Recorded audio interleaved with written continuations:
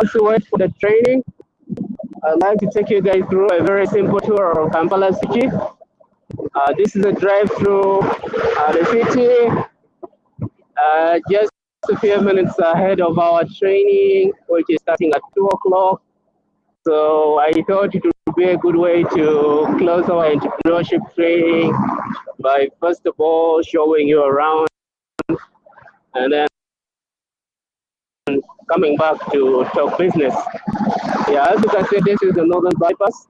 It's one of the busiest roads around the city and connects Uganda's capital Entebbe to the capital city Kampala to the airport Entebbe, and then also the capital city Kampala to Jinja, a very, very big industrial city. Yeah, so these are some of the slums around. This is Kamocha. It is the area where Honorable Bobby Wine grew up. So you can say hello to the ghetto president. Yeah. So right now we are headed to the roundabout. It's called Kisasi roundabout, and we are taking the road that goes to Bukoto. By the way, our offices are in Tinda, which is just next to Bukoto. Yeah.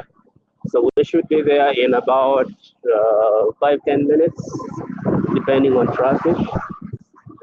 Yeah, but as you can see, it's quite interesting.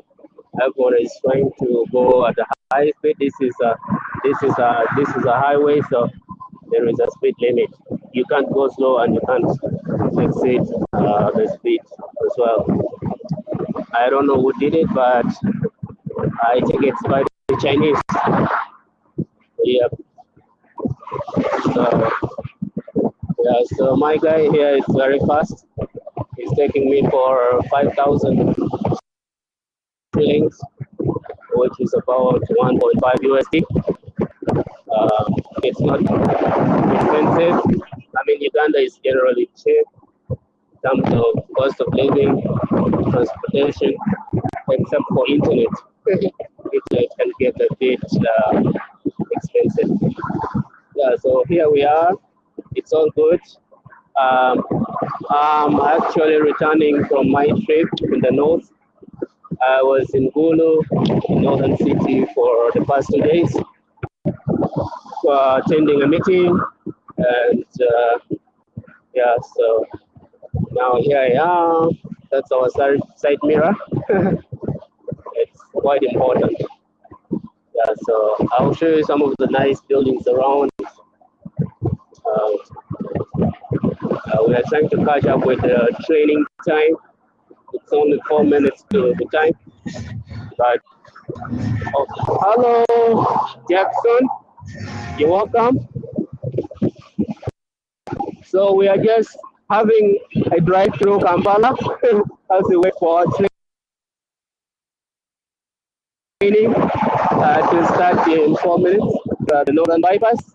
We are recording this because we'd like to use a video for some other thing. Yeah. So stick around.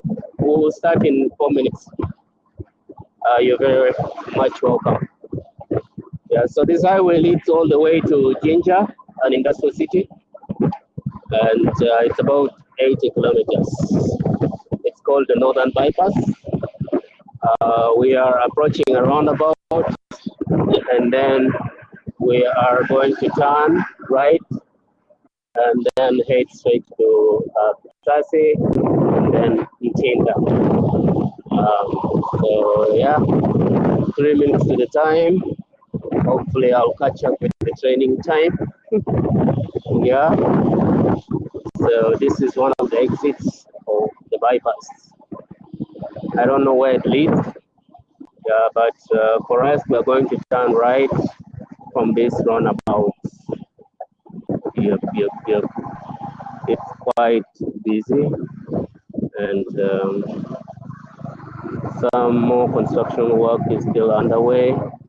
Hopefully, it will be very, very nice. Yeah. So now we are headed to Kisasi, and then Kinda, where our training will be. 2 minutes to the time, and hopefully we're going to catch up with the training time. Yep. So here we are. There is not much traffic today because the Sunday, basically Sundays are very quiet. People are mostly home.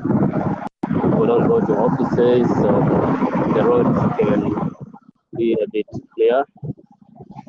Yeah. So I think we'll catch up with the time.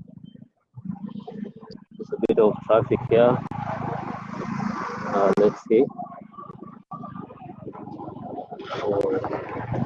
But we are trying to maneuver our way through. The reason I like the motorcycles is that they normally don't wait, even in congested places. They're not like cars. Yeah. It's just 1 minute to our training time, and I hope you will enjoy this video. It's been a drive through the city. Yeah, I see Jackson, I see Patrick. Yes, you're all welcome.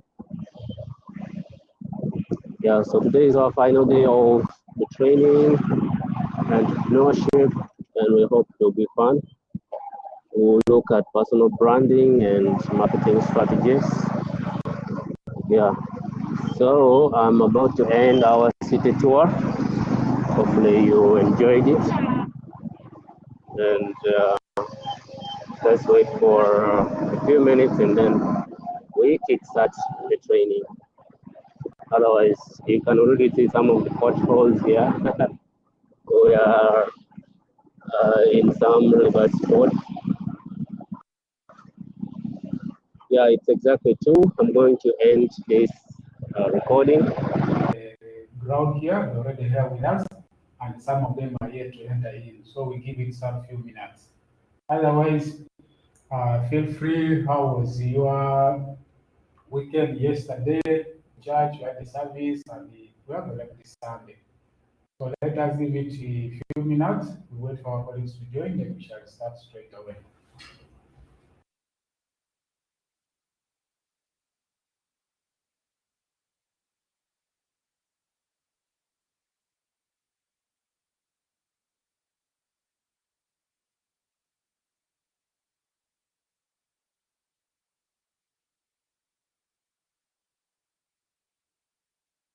As we are waiting, if you have any question, you can also ask as we wait for our colleagues, or you can also type in the chat. Then we see how to sort it out. Thank you, Godfrey. Thank you, everyone who is already here. Yeah, so let's give it a few minutes and then we will start.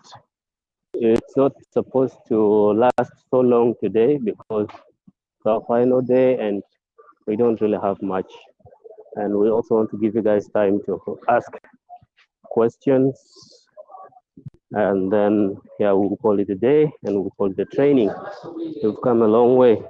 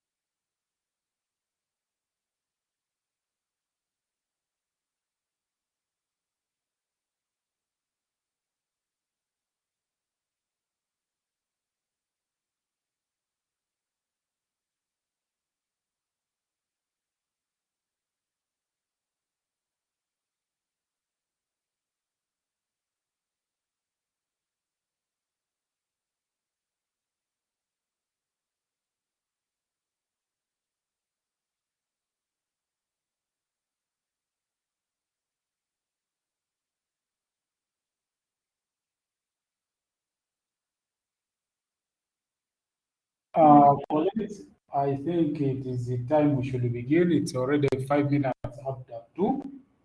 Other colleagues, they may join us along the way. Yes, first things first, we have greetings from our chief trainer who has been taking us through all the training for entrepreneurship, right from the beginning up to where we are. So she has sent us greetings, and what we are left with for today is not something too much. And you guys, I believe you have already learned a lot, and you're still going to add on more. So I urge that let us keep on until the end of the training, so that we also benefit from the remaining package that we have for today. Walter, you are welcome. I can see Juliet, I see Patrick, I see Jackson. Yes, guys, you are doing well. And also, we have the people here in the room with us, quite a big number. So we are good to start off. Otherwise, let me welcome our director who has just arrived. Some of you have been getting communication from him as he was traveling. We thank God that he reached safely.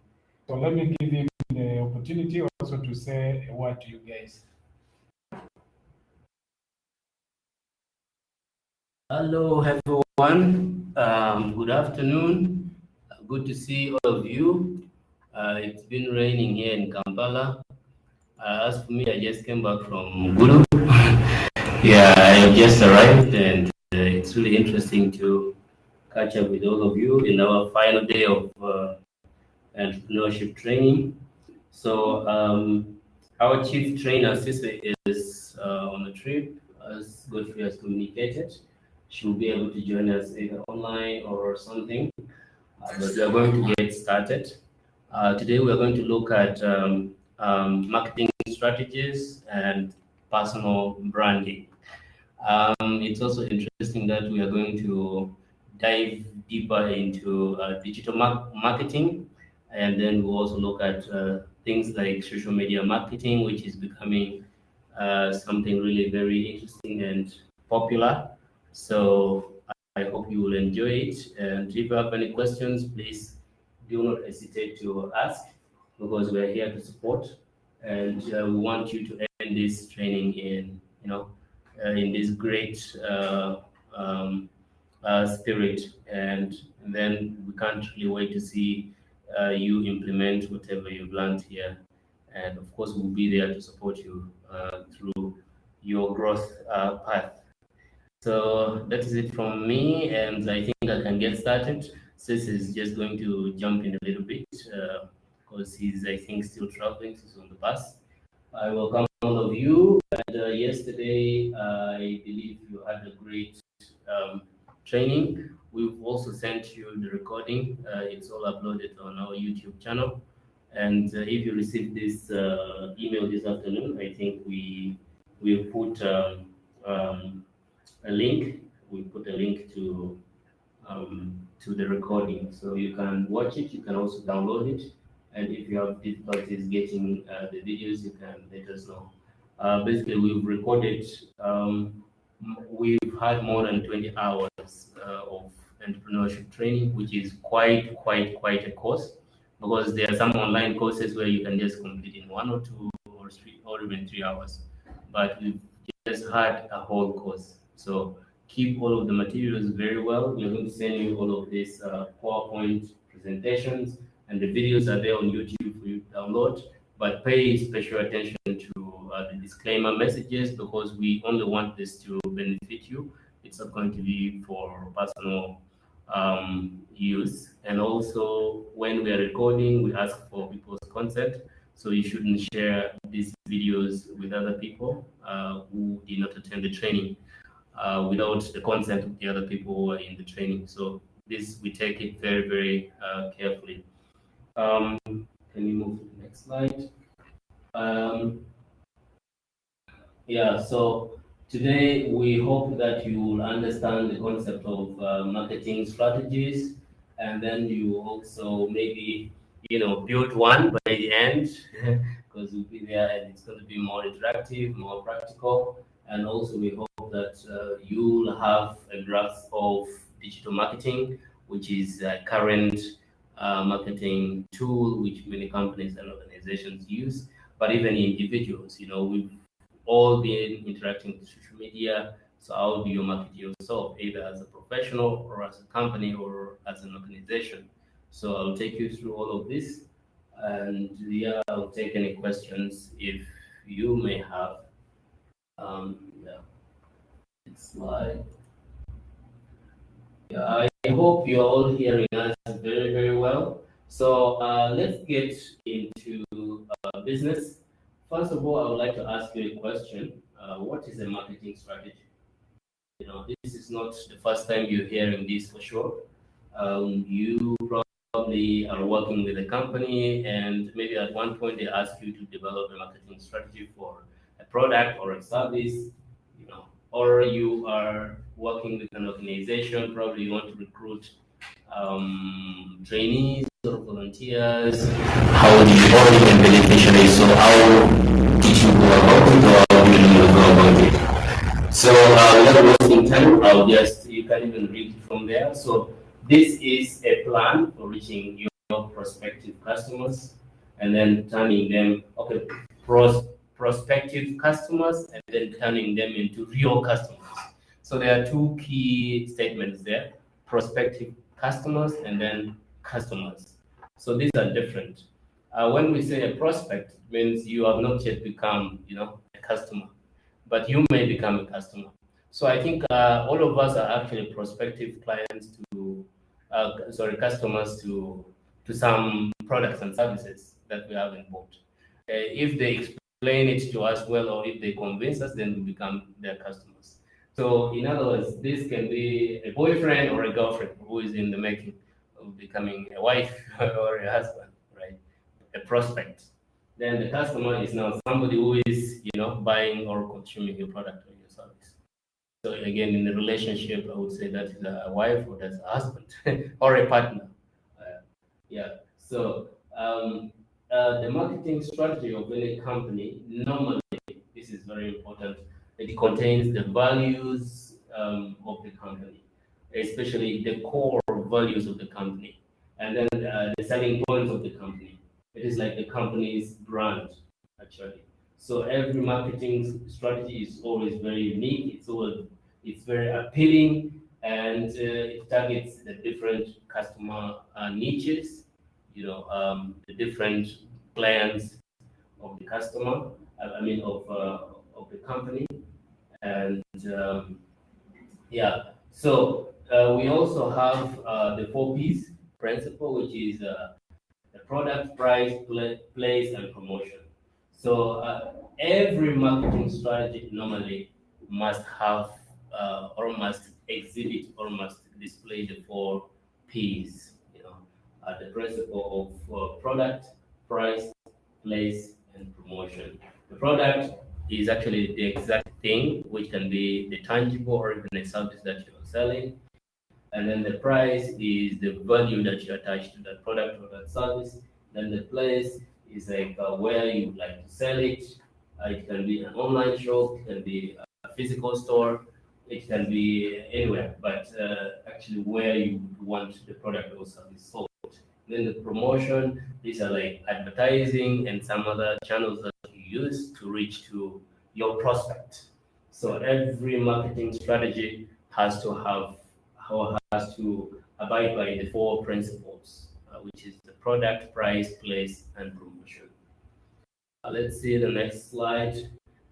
So a clear marketing strategy should revolve around the company's value proposition.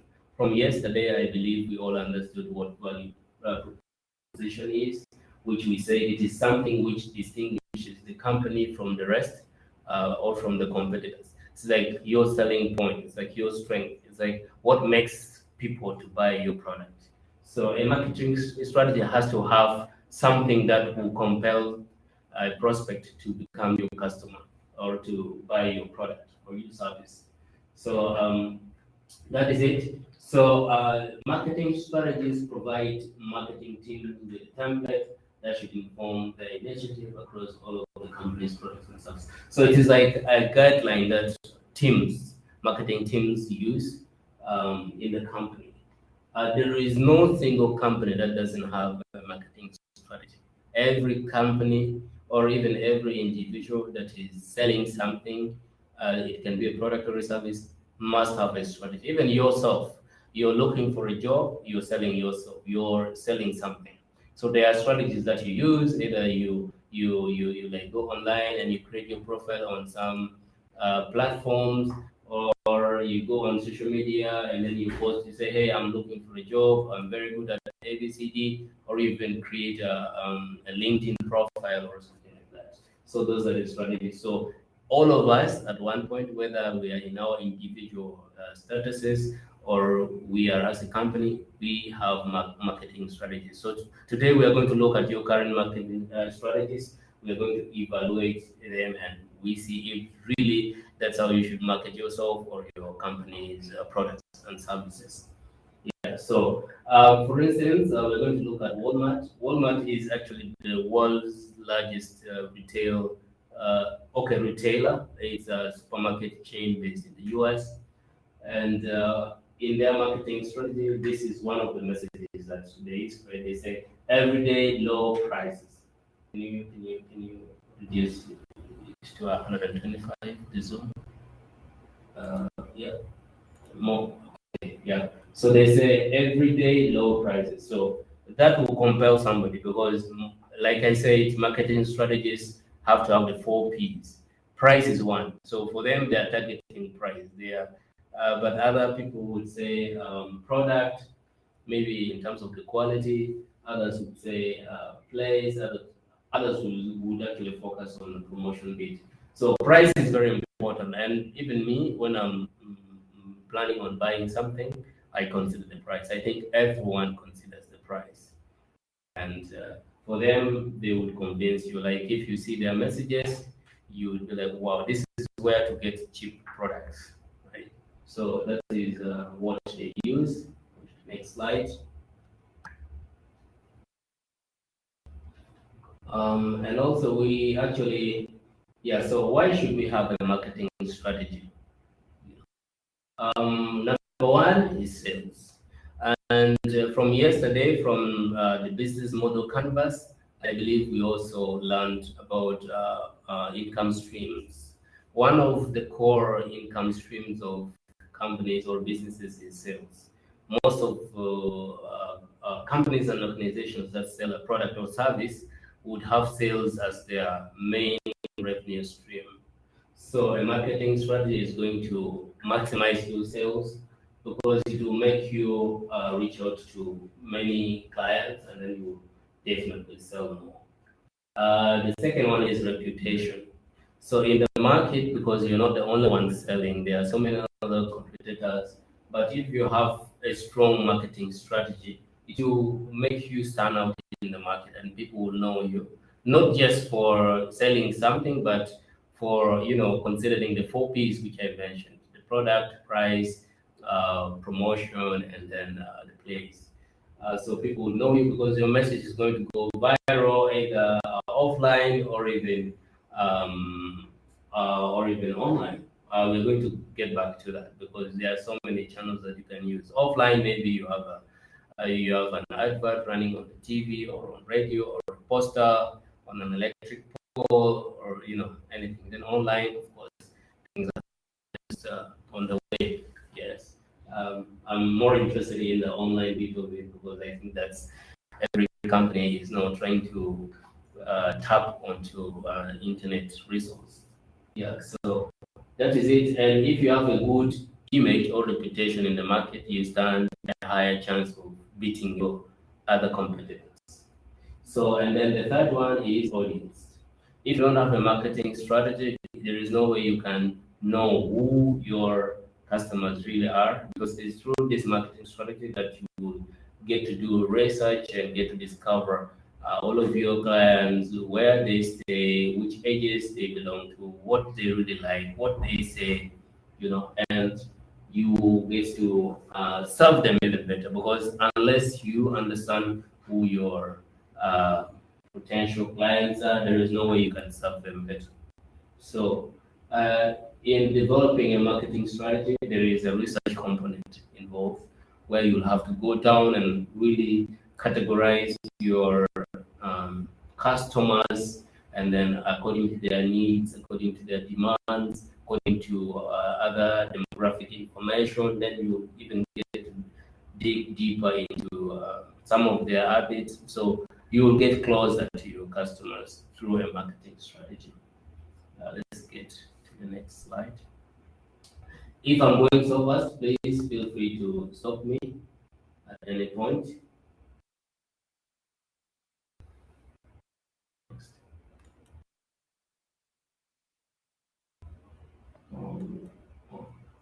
Next. Number 6. Yeah, so, and then you also earn trust, because unless people really see that you're there busy in the market, you have a message, you are selling your product, people will not trust you.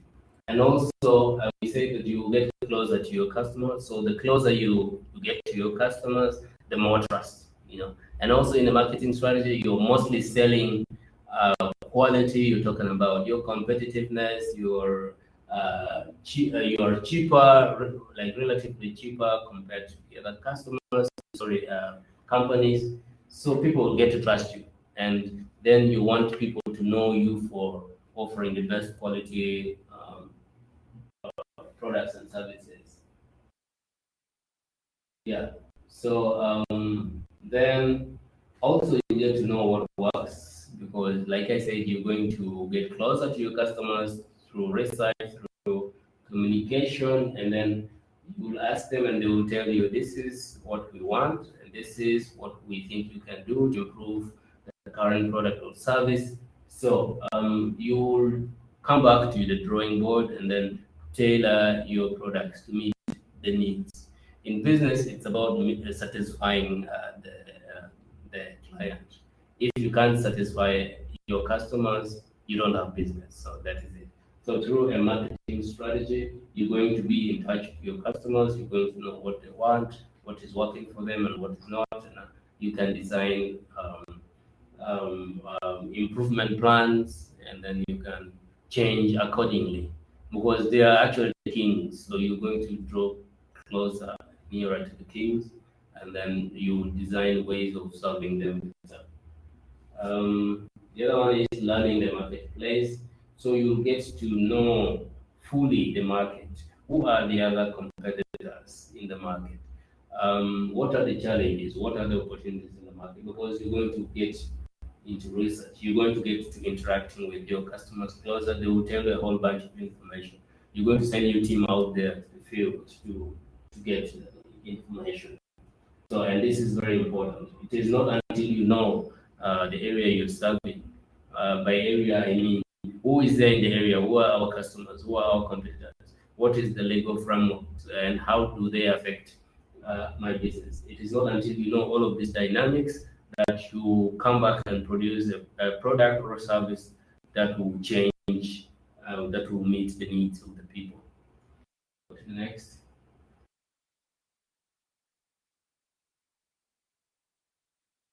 Yeah, so why does a company need a marketing strategy? So I've listed just a few points for you. So one, I said this is a tool which a company can use to engage with its customers.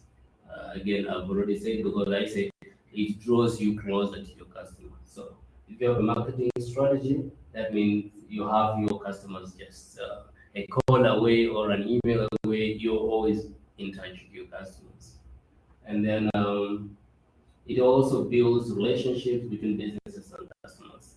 Yeah, because you're going to get to know who they are, and then you communicate with them, you listen to them, they listen to you. So you build some sort of a relationship, and you make it stronger because you'll be in touch with them. So, and then your company will also become a leader. You will outcompete everyone else in the business when you have a strategy. So you will be different. You will stand out in the market. If if other companies do not have a marketing strategy, it's going to give you an upper hand to beat them. You'll have a competitive advantage.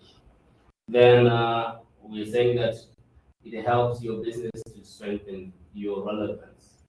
By relevance, I mean people are going to attach value to your products and your services. People are going to believe in you, and people are going to look at you as, you know, a business that is satisfying some sort of a need and closing a gap. So that is the ultimate goal of a business. And then it also creates revenue options for your business because it increases sales, and sales is the core revenue stream in most companies, especially those that are focused on profits, because it is not until you sell that you're able to get profits and that you're able to expand your revenue stream. So, and then lastly, it will help you as a director or as a sales team leader or as, you know, a manager of a company to make informed decisions. We call them data-driven decision making. It is decision based on the facts on the ground. Because we expect through a marketing strategy, you go down there to your customers, you know what they want, you know who your competitors are. Then, if you know all of this, you come back and then you draw plans to counter all of the challenges that you've seen in the field. So in that way, you will not go wrong. Yeah. So this is, I just made like a 8-step sort of a procedure which you use to develop your marketing strategy. So first of all, you need to go through your current marketing strategy. Like I said, all of us, we have our own marketing strategies. If you're in business, you must have this. So we all have this. So we look at it. How is it working for us? How much sales do we have from the current strategy? How is it compared to our competitors? You know, so you first have to go through your current strategy and you familiarize yourself with it. Then you're going to go into the field and you do research. And you compare what you find out from the field against your current strategy. You see if they really match. Because the whole idea is it has to match, it has to meet, it has to make some sort of a close alignment with what you will find in the field. If the strategy is something, then the market is something else, then you're not going to make any sales and you're not going to satisfy any needs. You're not going to have clients. Then you develop your value proposition. Yeah, yesterday we said value proposition is what distinguishes you from the other companies that are producing the same or a similar product. So after you've looked at your current strategy, gone into the market and really established or determined the facts on the ground, then you will come and develop your value proposition. And your value proposition can either be in terms of price, it can be in terms of quality, it can be in terms of your legal status in the country. For instance, if I say my value proposition, right now I can say I am UNBS certified. That is my value proposition. Not every company has the Q mark on their products. So that is what distinguishes me, you know. And then I am cheaper, you know. I am cheaper compared to my competitors. Then in terms of quality, probably I am also I'm also more reliable because I have a quality assurance unit where we check everything before it's off for dispatch, you know. So probably we also have a tracking system where our customers can see what happens along the value chain, from where we get our raw materials to our processing plant to packaging to storage to delivery. You can see that we are very clean. So that is also another thing that sets us apart. And probably we are also very experienced in the field. We've been there for the last 20 years. Not every company is that old. And you know us because the old broom knows all of the corners. People would believe in old brooms. That's why if you've seen some packaging of some companies, there are companies that have been there. They will just say since 1850. You know, people would like to buy such products. Their bottles have this since 1920. And people would be like, oh, these are the old brooms, so they know, And the reason they have survived this long, it is because they are good at what they do. It's because people believe in them. It's because they have a large market share. So they people would always go for them. Can somebody tell me one of the oldest brands, whether it is clothing, it is wine, it is anything that we know? One of the oldest brands. Does anybody have any idea what KFC, which is the chicken, the fast food? Does anybody have any idea when they were established? Okay, let's look at some of even Microsoft. I don't know in which year Microsoft was established, but it is actually some. When we talk about a computer programming or an application, what comes into people's minds is Microsoft. Even on our CVs, we say, I have Microsoft skills. Instead of saying, I have maybe word processing skills, somebody will say, I have Microsoft, right? But now there are competitors like WPS, there are competitors like many others that have also come in the market, but people still do not attach themselves to them so much, right? Just like in Uganda back then, if somebody said, "I have completed Makerere," that actually meant they have gone to university. Right now, if you say, "I've completed Makerere," somebody will be like, "What is that?" Because there are so many universities. There are close to even 50 universities now, and even Makerere may not be one of the, it's still a big brand, but they are competitors. There are some universities that even beat Makerere University now, right? So this is simply what I mean. If somebody wore this, I don't know if you know Nike, the shoe company. I don't know if you know Adidas. Also, they deal in footwear and clothing. So these are some.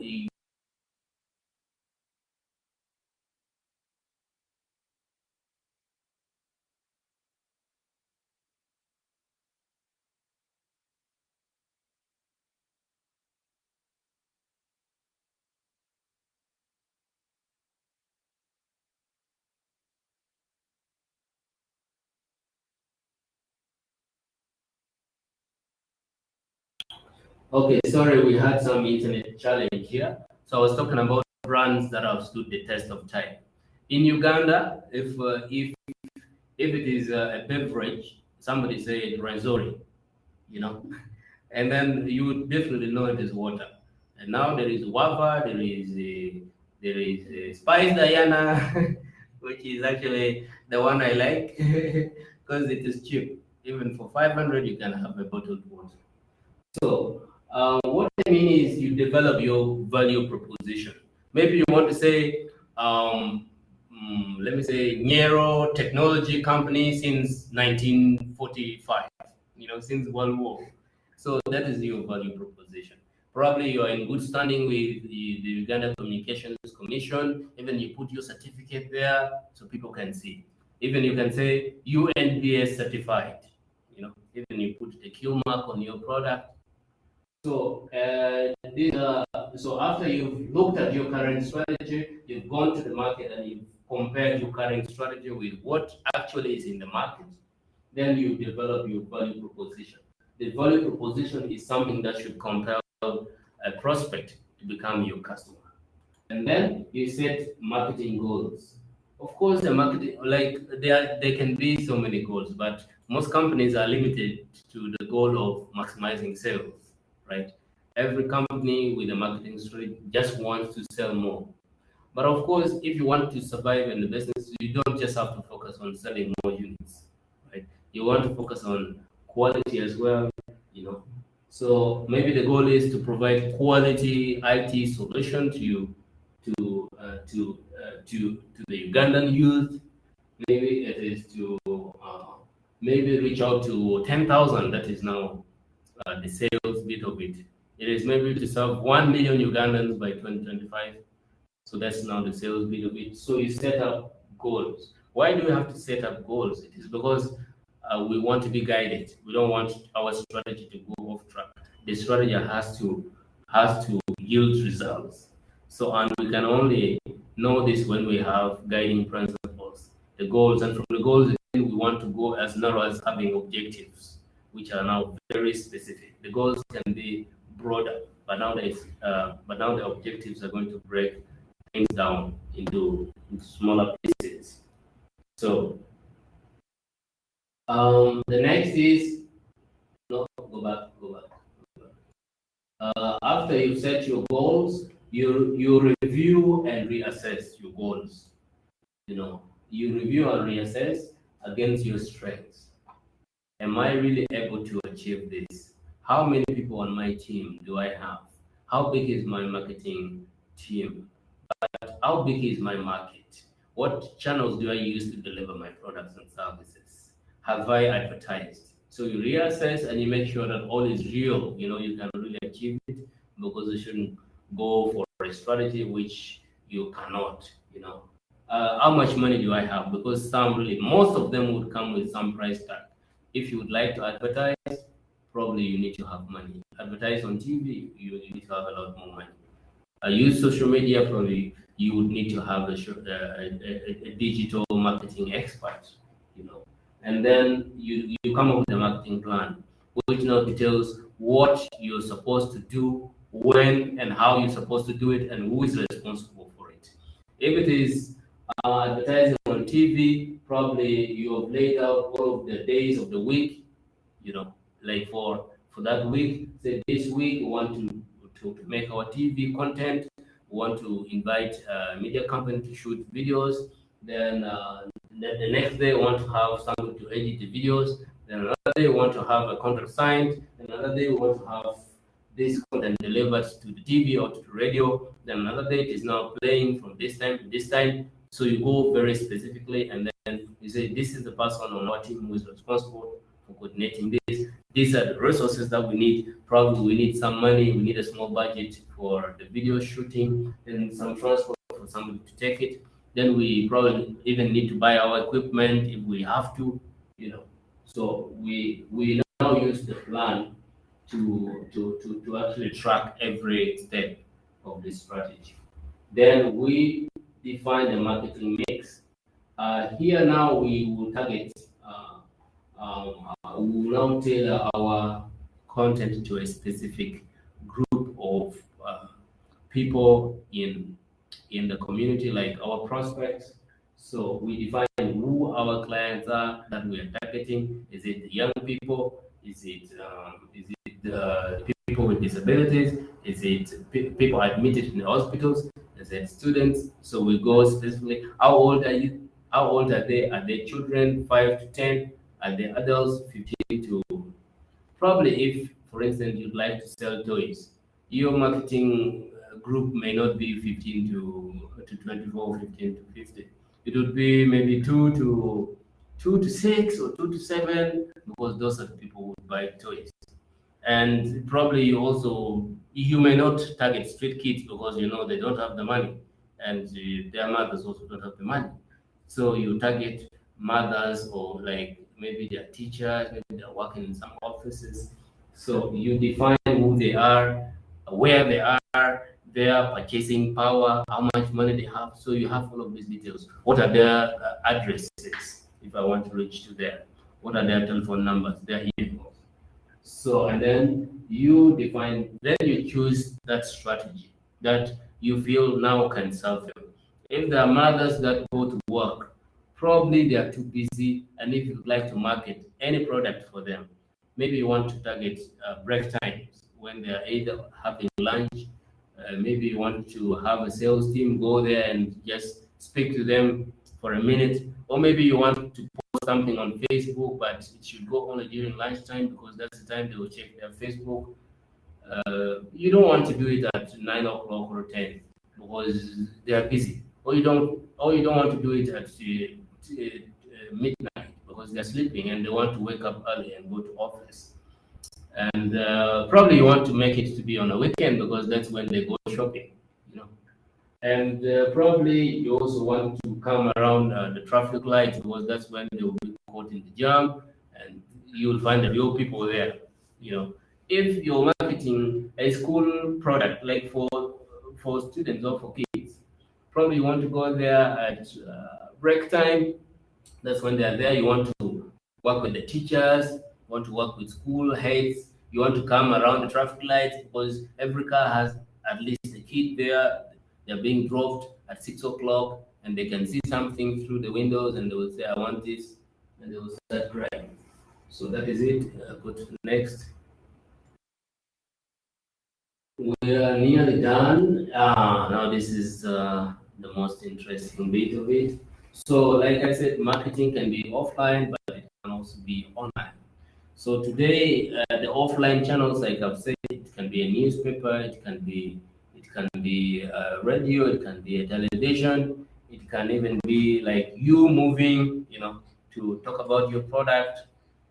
That is your strategy. It can be you really doing home delivery, riding, like you see the Jumia guys, right? That's their marketing strategy. So now, very interesting and also very cheap compared to our current traditional marketing strategy is the online marketing. Online, when you hear something online, what comes into your mind? Can somebody just tell me whether you're in the house or you're online? I'm already using the word online. If you're in the virtual meeting, when I say online, what comes into your mind? I want to pick on someone. I want to pick on Patrick, Juliet, Vivian, Walter. Any one of you can tell us. Online, what does it mean? So there are so many words. Okay, you can actually type. Someone is saying I'm enjoying. Okay, great. So there are so many words that people can use to mean online. Other people would say like email, like electronic mail, right? E-marketing. So when somebody says e-marketing, when somebody says digital marketing, when someone says online marketing, they are simply referring to one thing. So it is internet-based, as I can now summarize, internet-based marketing or electronic marketing. So, and this encompasses so many strategies. So can you go to the next slide?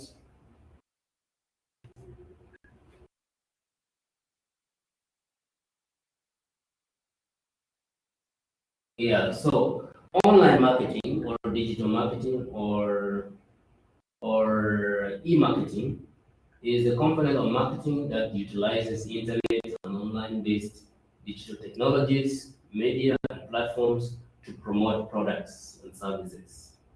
So I can tell you this has become a very big thing to the point that some businesses only choose to go online, right?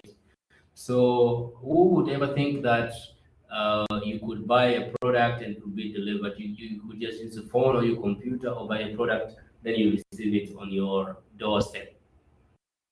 We wouldn't have thought about this 10 years ago or 15 years ago, right? But now in the market, there are like big e-marketing companies like Alibaba, like Amazon, like eBay, like Jumia in Uganda. There are so many, like there are so many, and they because I think from the previous days we said you need to be very creative in your business. I think the major problem here was that people would have to drive tens and sometimes thousands of kilometers to buy a product, to go to a physical store. But then, as it goes, the customer is the king. Somebody thought of how about, because now there is the internet, how about we find a strategy that will make the customer just stay at home and then we'll bring the product right over to them.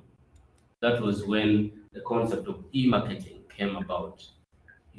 So today you can just buy and relax. If you go to China, China is one of the most digitalized economies. You can even spend a month without getting out of your house. You can buy food online, it will be delivered. You can buy fruits, you can buy anything. You can use the toilet in the house, you can sleep, you can read in your house. So literally, if you really don't have to go out, you may even stay indoors for a month just indoors, because services and products are delivered right at your doorstep. And when they deliver to you, you can just find it by your door. So whenever you open your door, you'll find something delivered, and you can even track. You can see where has it reached. They can even send you emails. They can call you. I don't know how many of you have used Jumia, but it is also one of the most convenient online shops in Uganda. So, digital marketing uses so many tools. They can be social media tools, which includes Facebook, Twitter, Instagram, LinkedIn. There can be a website, like Jumia has a website where you can go in and then buy. There are also some other companies that have now built both offline and online stores. Like there is one called the Gadget Craze for electronics here in Uganda. I was just at their shop 2 days ago. They are along Kampala Road. So if you go there, you can buy something. But also you can go to the website and order something. They will deliver it right to you. So when you look at this trend, you can really realize that companies that are competitive today, they are the ones that are using digital marketing techniques. You cannot survive only by selling offline. Like, trust me, every company that is selling offline, that has a shop somewhere on Kampala Road or in Gulu or Jinja, they also have a place where you can buy their products and services online.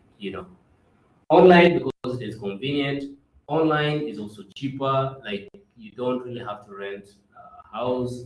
You don't even have to hire like somebody to be moving products here and there. Like, you don't even have to pay electricity. You just have, even in your own house. Like, don't you think that you can even set up your own shop on Jumia? Like, under your bed, you can have your products. Then somebody makes an order, you take it from under your bed, you wrap it up, and you deliver it. So you're not paying anything. I can tell you, it may be illegal to run a shop in Uganda when you don't have a company license, but there is a lot happening just in the black market. There is what we call the informal sector, where there is nothing formal. There are no records. People who lift things from the bus, those are people who belong to the informal sector. The boys who sell on the traffic jams, like the hawkers, they belong to the informal sector. Even the border borders, we don't have any records of the border borders. Even they are not paying any tax. They also belong to the informal sector. There are people who we call them freelancers. They can teach you online. They can just say, send me some money, and then I'm going to teach on Facebook or on WhatsApp. And they make lots of money. In Uganda, the informal sector actually employs more than 50% of the population. The people who go to offices, people who have, like formal offices, they are very few. And the informal sector is pouring a lot into the economy. Even if it is not in form of taxes, but they are employing people. People are eating because they are going to carry luggage in Kikubo, or they are riding the border, or they are doing something on Facebook and they're earning money, or they even doing sports betting. So you can sell. Just use your room, use your bedroom or your dormitory or whatever it is, or even your office where you're working at your organization. Have something. They will not know. I can tell you, lately, I was renting a house here in Kampala. So what I decided to do, because I know for sure my landlord doesn't know these digital kind of things, I decided to sublet my house. So if somebody wants to hire my house, which I rent, I pay 200,000 to my landlord. I can offer it for a night for $15. I charge in dollars. So if I have like 5 people who sleep in my house, maybe for a month, okay, even let's say just one person sleeps in my house for 3 nights, those are $45. That's like nearly the cost of my rent. So I said I would just go and sleep with my friends when I have a visitor. So this is a platform called Airbnb. Yeah, I can send you the link there. So you can put your house, you can put your dormitory, because people travel. Some people cannot afford hotels of $50. Some people just would like to sleep with friends. Some people would say, I just want to be in your sitting room, then I'll pay you like 20K or even 10K. That is cheaper because people don't want to spend. At one time, I was in a dormitory. This thing is very, very, very common in Europe. So in Florence, in Italy, I I opted for we call them hostels. So you'll basically get one room, and then there can be like 8 beds there. So we're paying like 12 euros a night. But if you try to go to a formal hotel, the cheapest you can find is like 50 euros. So now this is 50 versus 12. And then on my 12 euros, I also get free breakfast. Of course, we are like 8 people in the room, but everyone is minding their own business. And they are mostly also travelers. I can tell you, I met a group of people who are traveling from Germany. They came to Italy on the bus. And when I asked them, they're like, they're going to Mongolia. Mongolia is a country in Asia near China. They are going to do on the road up to Mongolia. And they're going to be sleeping in hostels. And they already booked a chain of hostels that they would sleep in. And just guess how much money they would save. Because a flight can cost like 1,500 euros, But these guys are taking buses of like 30 euros, 20 euros, 10 euros. At the end of it all, they are also doing the adventure, right? They are saving, they are doing the adventure. So this is a big thing, and you can already be creative. It is just about creativity. Turn whatever you have into a business. So that is it. So in marketing, yeah. Can you zoom in? Yes. Go to the next slide, please.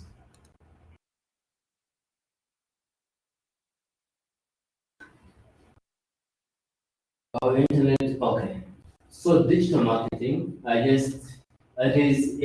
is a marketing strategy that leverages on different channels. And like I said, you can use emails, you can use mobile applications, you can use social media, you can use websites, you can even use search engines. I'm going to talk more about this in the subsequent slides.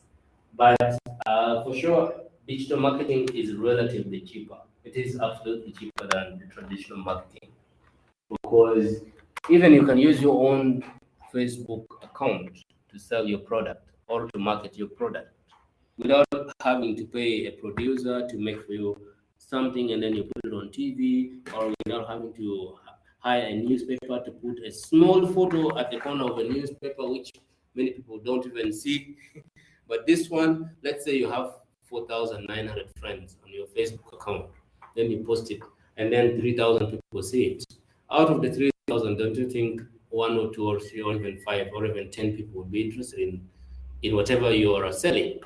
If they're not interested, probably they know a friend who is interested, or they might be interested in the near future, or they know somebody who might be interested in the near future.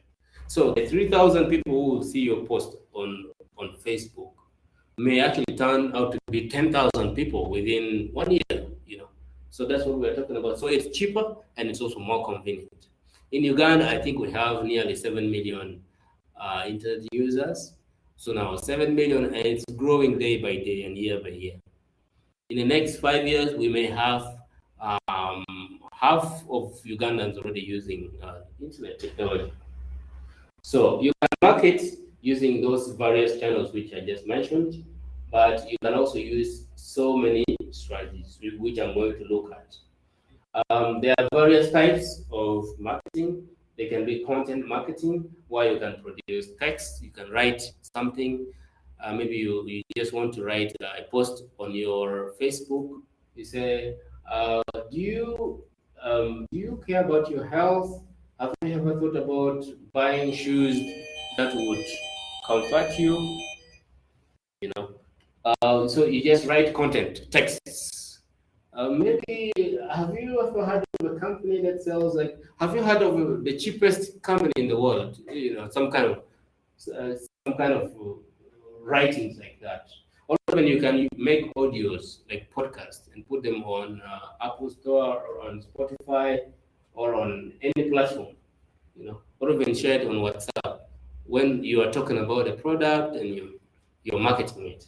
It can even be a video, a very short video. It can be an animated video. It can even be a video of you talking about product, and then you share it on either Facebook or on your website or on a mobile application, or you can even put it as an ad on a search engine.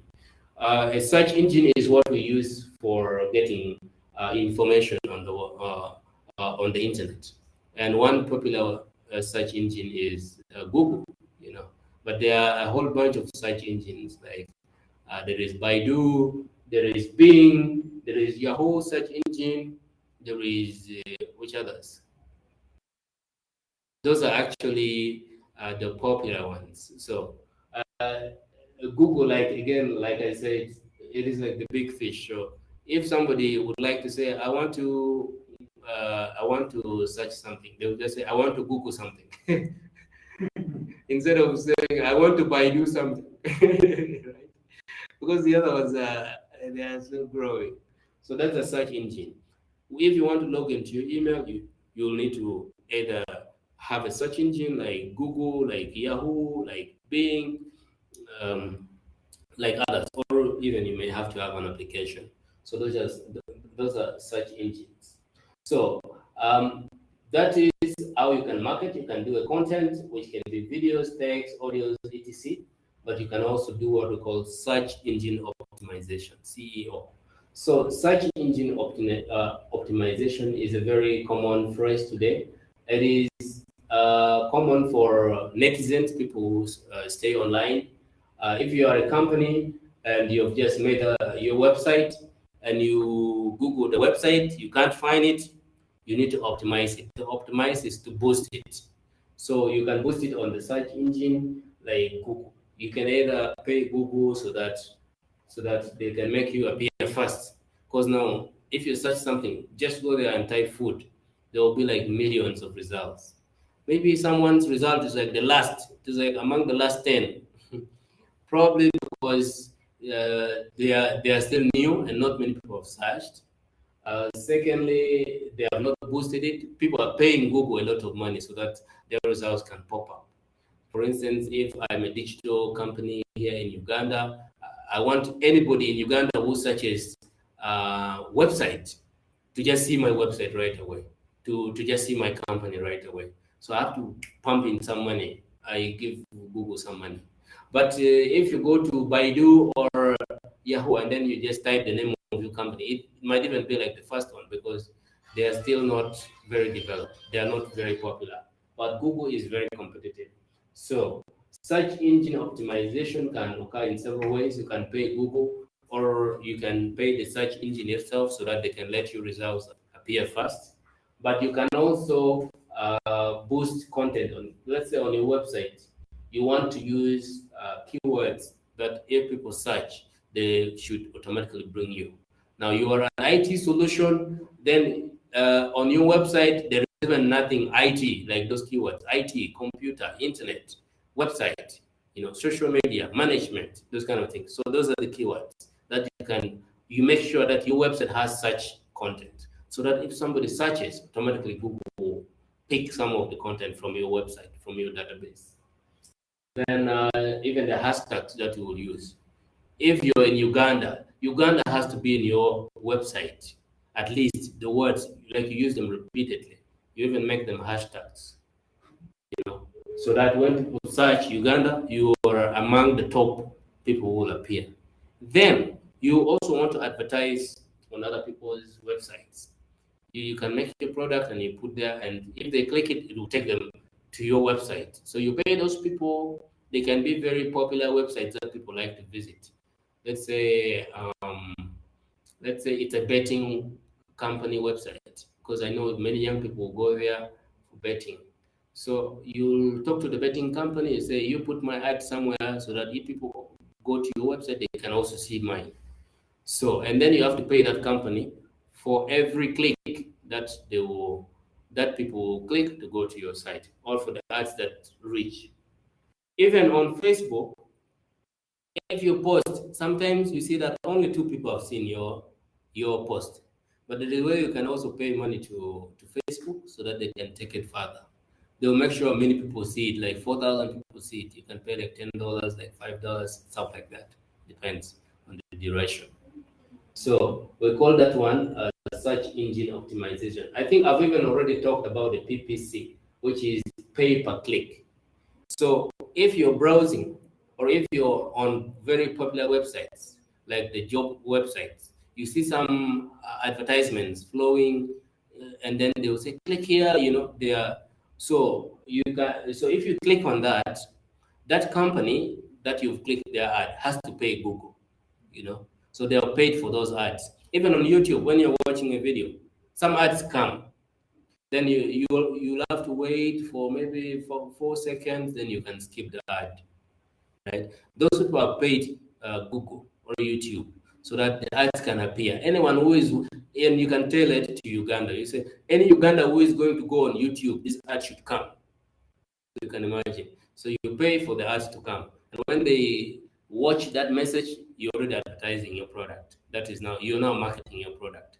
Probably you even put a link to your website and they'll click, So we call them pay per click. There are some companies, websites, you can make a website and you just write content and just share the links. And when people click, just one click, and if there are like 1,000 clicks, there's a way Google pays you for the clicks, So let's say 1,000 people click it, so you get paid. So that's why there are some developers who would come up with fake websites every day, scam websites, because they just want people to click. They are either too good to be true, because they just want traffic. So you're paid for the traffic. And when your website has traffic, other companies also want to advertise on your website and they will pay you money. You understand? That's why if you're a developer and you have a website, it can be just for making money. You're paying for the domain, you're paying for the hosting, but you can make money because Google can send ads to your site. Other local companies can also send ads to your site when they see that the traffic is much on your website. So, and then of course, social media, where you can use YouTube, Facebook, WhatsApp, Twitter, Instagram, now TikTok. There are various social media platforms. Again, it depends on where you come from. If you're in Asia, probably you even see things like WeChat. In China, it's like the big thing. Like you can never talk about Facebook. So in Uganda, the popular ones I know are like Facebook, WhatsApp, Twitter, Instagram, and then probably TikTok. But in Europe, it would be Telegram, Facebook, and others. So depending on the area where you are. And then we also have email marketing, where you've ever received emails from companies that you don't even know, and they just come, they're talking about their products, right? So they also pay to like send random emails to people. They also pay the email service provider like Gmail. So you find in your Gmail, there are now categories. There is one which is called primary, another one which is called social, another one which is called promotions. So the promotions section is for companies that are paid so that you can see their emails. So Google now brings their emails there. And also, you've seen the kind of emails that we send you. Those are also kind of marketing emails. So you put some pictures and then you put some buttons for people to click.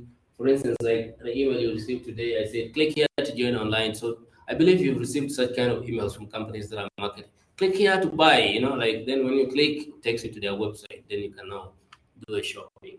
So you can use email marketing for as long as you have people's emails, or for as long as you can pay your email service provider and then they can send the message.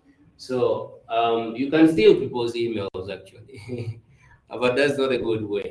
So wherever you go, have a notebook, write down people's emails, and then come back to your computer, create an Excel sheet, write their email addresses, their names, where they are, the companies they are involved with, their location.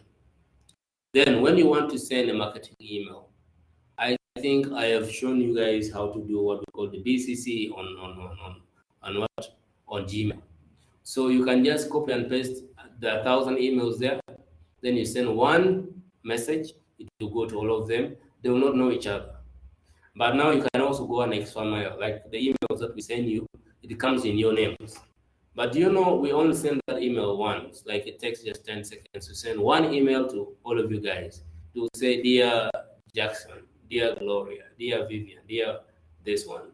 So there's a way you can play around with all of this, and then you can send customized emails. So you create what we call a mailing list, and you can keep on updating your mailing list every time. If you send 1,000 emails, there is a likelihood that maybe 10 people would reply and they're interested in your product and they would like to buy. There is also a likelihood that no one will be interested. Again, it depends on the content that you create, right? So these are the channels where you can market your products. Go to the next slide.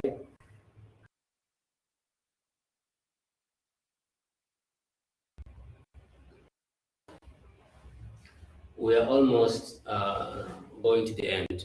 I've pulled down some quotation here. Somebody said only poor people use social media for pleasure. I think this is true. It is true, to me, I would say 90% true. Just take your time now, go to Facebook, go and look at CEOs of companies, see what they post. They never post about they are now outing with the kids. They are posting about a new product. They are posting about an award they've just won. They are posting about a milestone they've just achieved, you know. But for us, we mostly, because we're not selling a product, but you can never get rich if you don't sell a product or a service. So again, now this should be a challenge for you. Go back to your social media, see what you post, whether it is on Facebook or in TikTok. Have you ever done any marketing of a product? I know you're looking for a job, but have you ever posted on your social media that I'm looking for a job and these are my skills, this is where I'm located? Just imagine that one post you would make on Facebook and saying, you know, I'm looking, probably somebody is looking for somebody like that, and you've missed on all of these opportunities. You know, you're here struggling with your product, you're selling Simpson paste, but you never even post pictures of your Simpson paste. You again go on WhatsApp and then you start writing privately, and sometimes people even don't respond. Well, that's also good, but use your social media to market your products and your services. I don't mean you shouldn't use them to like post about your leisure, about your relationship, about funny stuff, but mostly use it to market. You see, if you still don't have enough money, you cannot look for pleasure, right? You need to look for money. Like I was watching a comedy lately. Somebody said, "My brother, if you're poor, don't look for a wife, look for money." That's what they said. Yeah, I think I learned a lot. I'm broke, but I'm looking for a wife to marry. How is that possible? That's totally a mismatch, right? So you're lost. So if you're trying, you're a starter, you've just started a company. Don't post about a holiday in New York. Post about your product. Post about new products. Post about you've relocated. Post about you've introduced something new. You've improved your quality. About your packaging, you know, stuff like that. About how best you can serve people. You know, talk about your value proposition on social media. So I have just 4 steps that I think they would work for most people would like to market. Now in this marketing, it doesn't really matter if you have a company or if you have a product. Everyone is marketing themselves. Either you're looking for a job or you have a company that you're trying to sell something. We are selling something every day. We are either selling our skills or we're selling a product or we're selling a service. So if you're a business, who are you? Are you a B2B or B2C? Who understands what the B2B or the B2C is? Can somebody tell me? If someone can tell me what that is, because it is one of the most common buzzwords in the e-marketing or in the business space. B2B and B2C.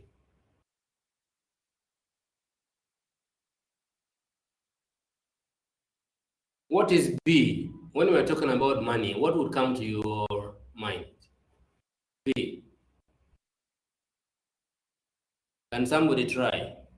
Either you're here in the house or you are online. Okay, B2B means business to business. So you are a business and you're selling to other businesses. So mostly retail companies do the B2B kind of sales. But in most cases, companies do both. B2C is business to customer, like you sell directly to your customers. But you'll find that there is a company that does that sells wholesale to other businesses, but they also have some outlets where they do retail, right? So that's why I say it is mostly both. So you need to know who you are. Are you a business to business kind of a person, or are you a business to customer? Then I would say find out where your clients are. Where are they? Which social media channels do they use? At what times are they on social media? Where do they hang out? What is their favorite content? Is it the text? Is it the audio? Is it the video? So once you establish, there are so many ways you can tell this. For instance, on Facebook, if you go to Facebook and you post something now, post a text. Say, hello, my customers. Today we have a new product. It's called this. Then you post it. See how many people are going to react to it. Another time, take a picture of that same product and you post it. Hello. Maybe you just post that picture. And then you say, maybe here for sale or here for grabs. See how many people would see it. The next day, you take a video of yourself eating that product. Say, wow, this is nice. And you have to remember that when, like, Papa has just defined the. Yeah. Another time, you record an audio, like a voice clip of you praising the product, and then you also post it again, either on WhatsApp or on Facebook. See how many people react to it. That will tell you the kind of content that you should create for your clients. But first of all, you need to know who you are. Where do you want to sell it? Do you want to sell to businesses? Do you want to sell to customers? Then who are those businesses and who are those customers? Where are they located? What are their customer? What are their needs? Who is currently serving them?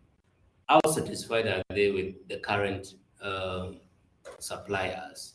What would make them to drop the other suppliers and take on me as a new supplier? Is it the price? Is it the quality? Is it the convenience? Is it what? Is it the packaging? So you do your research. Then locate on social media. Are they mostly on Facebook or Twitter, WhatsApp, or they're on TikTok? So no. And if they're on TikTok, which content do they like to see most? Is it text writings like essays? Is it like videos, short videos? If it is videos, is it a video of like a real video? Is it an animation? So you get to those kind of specifics. Then go in front of them. Choose the right channel. It is very unhealthy to choose all of the social media platforms for your marketing. I can tell you, because you're going to get tired. There are so many social media platforms. That's why I'm saying do your research and choose the best. If it is Facebook that they use the most, choose Facebook. If it is Facebook and WhatsApp, just Facebook and WhatsApp. Unless you are a big company that has a whole team of like digital marketing people, experts. But if you're a starter, I know you're mostly going to be, you're like the CEO, you're also the salesperson, you're also the producer, you're like everyone. you're also the finance person, you know. So you're also the business. When you're not there, the business is also not there, you know. So business is you, you're also the business, you know. So I would say do your homework. Just identify one. I would really recommend just one.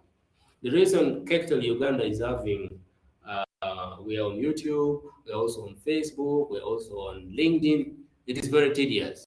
Just go to our LinkedIn and see the last time we posted. You'd be surprised. Go to Facebook and see the last time we posted. Go to our YouTube and see the last time we posted. But what if we had only this one social media platform? If it is Facebook, you would see that we have a lot more time to put content and even to make quality content for that platform. So once you have it, then you can now go ahead and sell. I wouldn't say just post anything. Sell. Don't post history of things. Sell. And don't think that you're going to turn all of the many followers of you on your social media channels to money unless you sell. So every day it's about a product or a service. Nothing short of that. Let's go to the next. We are almost coming to an end. We went marathon because we don't want to come back. We want to finish and we go. This is the final day. So, why do every business needs a digital footprint today? Why do you think so?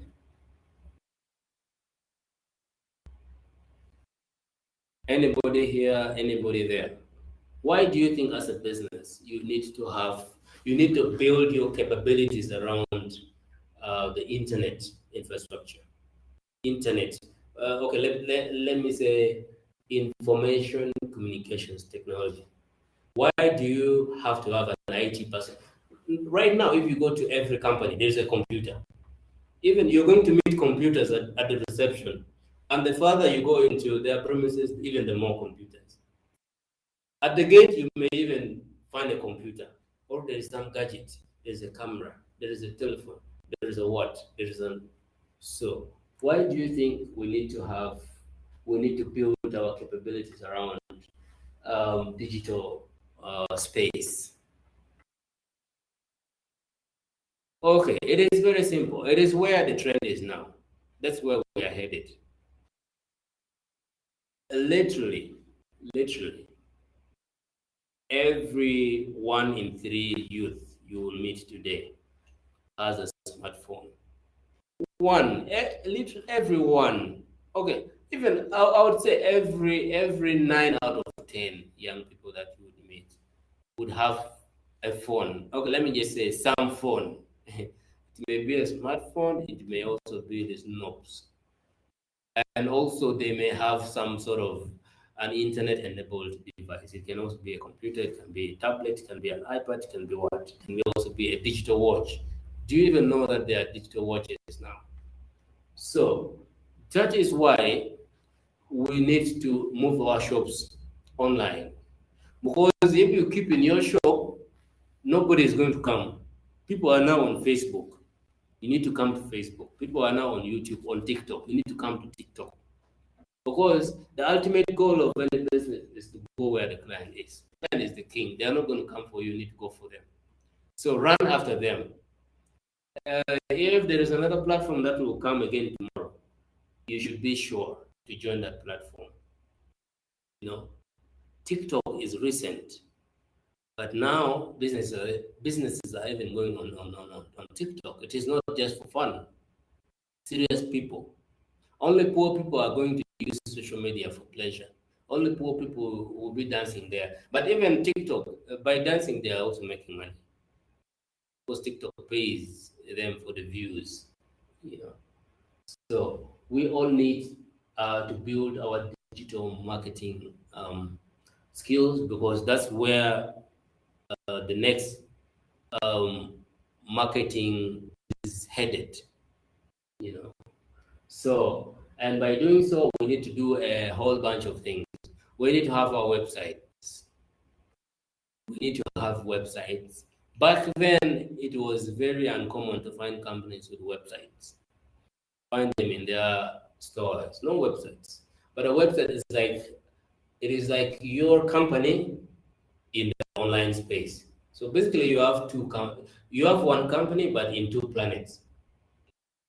And even the other planet is attracting more people. So you don't just want to remain on Earth, you also want to go there, right?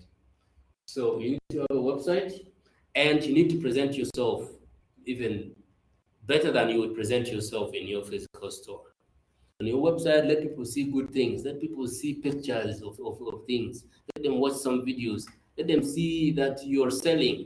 Let them even buy, you know. Let them see achievements there on the website. Let them feel very comfortable. Let them reach out to you through the website. Let them probably have your telephone number there, have a form they can fill out to reach out to you, have your email. Let them reach you quicker. Yes. Then you need to generate leads. We say digital marketing generate leads. Leads are prospects. Prospects are things that can turn into money. Prospects are like your girlfriend or your boyfriend. They can become your husband or your wife. So when you interact with the digital space, you just get some random people who can become your customers. Look, even when we were advertising for the Kectil program, we actually paid Facebook. We paid $14, and then the message reached to I think 4,000 people randomly, but we targeted mostly the Kampala area. So that out of the 4,000, we received 150 applications. So you can imagine. So it generates leads. If you have a website, somebody can just be playing on their computer. They can just say, IT businesses in Kampala. Then you will pop up. Then another time when they want some IT solution, they'll be like, oh, the other time at Google, then this company popped up. Then all of a sudden you just get your business. 2 days ago when I went to Gadget Craze, I was just looking for online shops that sell Apple products. Then they popped up. All of a sudden I find myself in their shop in Kampala, Mabirizi Plaza.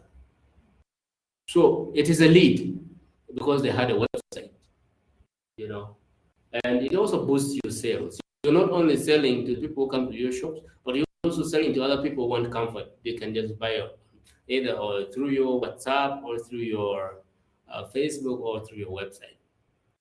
There are tons of companies that are only doing social media marketing. You know, there's a guy called Rogers Bites. He does some of the best porks here in Kampala.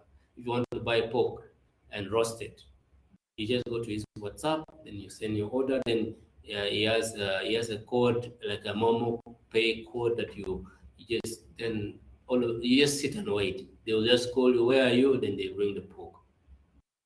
He's not paying for any space.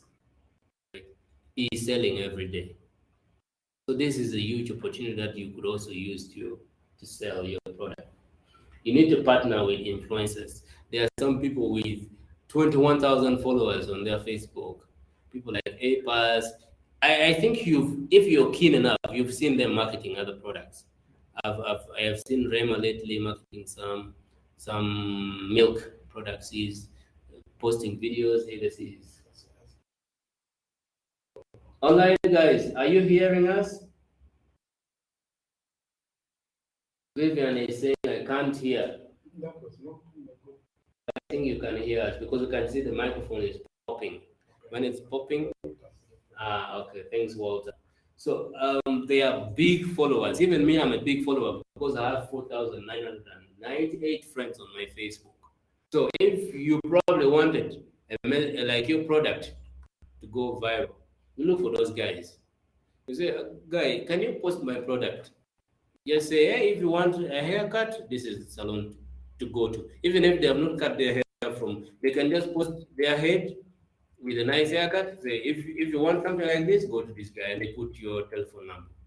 People are making money these days. And do you know how much money such people like APAS, Rema get when they post such products? They sign millions, even 50 million. 50. So that's why I'm still saying only poor people use social media for pleasure.